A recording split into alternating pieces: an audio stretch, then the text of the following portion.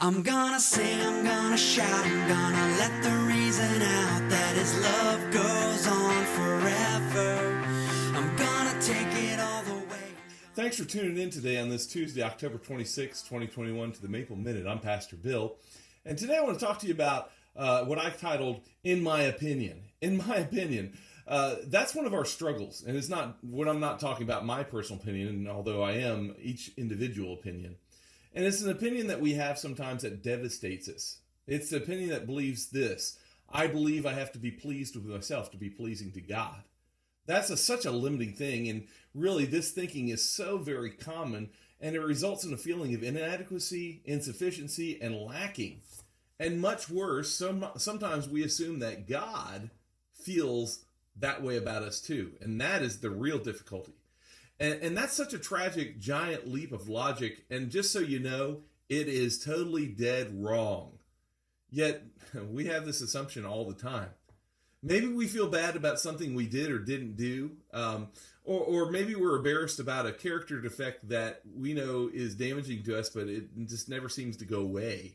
Or we said something that hurt someone so close to us, and we hate ourselves over it, those damaging things. And in those moments, deep in our heads and our hearts, it's easy to assume that God is disappointed with us.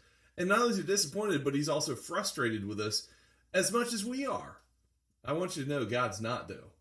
See, we often don't feel lovable or valuable or capable, so we project those feelings onto God.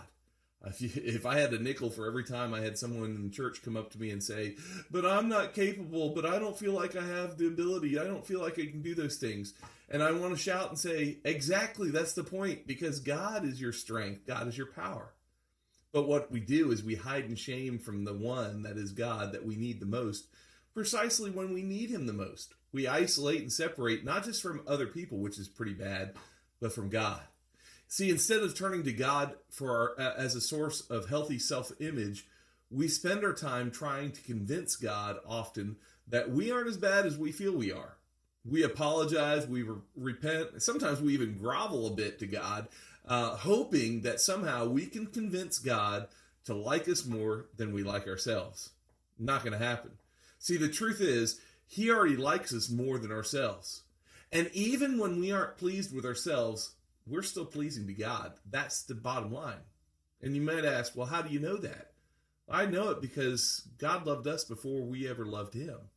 See, God sent his son on our behalf long before we were even worthy or even cared about being worthy. Paul said this to the church in Ephesus in Ephesians chapter 3, verses 16 through 19. And this is prayer that I pray all the time for our church members. He says, I pray this out of his glorious riches, that is God's glorious riches, that he may strengthen you with power through his spirit in your inner being, because that's where we have our opinion problems. So that, what? So that Christ may dwell in your hearts through faith. And I pray that you, being rooted and established in love, and that's the key component there. The only way we make it is understanding and being established and rooted in the love, and it's not our own love, it's God's love. It may have power together with the Lord's holy people to grasp, and this is so good, to grasp how wide and long and high and deep is the love of Christ. Verse 19, it says, and to know that this love that surpasses knowledge, that you may be filled to the measure of all the fullness of God. He wants us to be totally overflowing and filled. See, God's opinion of us isn't rooted in our opinion of us, and that's good because so many of us have the wrong opinion. That's why I call this In My Opinion. See, God's love doesn't operate based on our feelings. His love is far deeper, wider, greater than we can ever fathom, and that's the greatness of it all.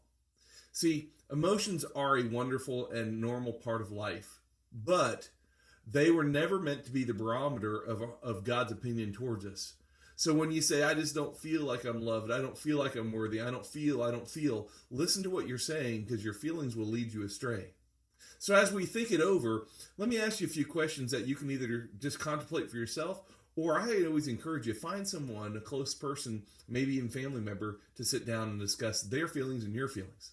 So number one, on a scale of 1 to 10, 1 being the least, 10 being the most, how emotional of a person are you? And be honest. Maybe if it's for someone that you're doing this with that you're really close to, your spouse, your kids, your family, maybe ask them to judge you too. That's tough, but it's really important. And how does your emotional makeup affect, and this is the follow up to it, how does your emotional makeup affect your relationship with God? For both good and bad? That's a question to ask. And then when you feel unhappy with yourself, do you tend to assume that God isn't happy with you? Why or why not? Those are good questions to ask. And then finally, how does knowing God's unfailing love bring stability in your life? And how often do you forget that?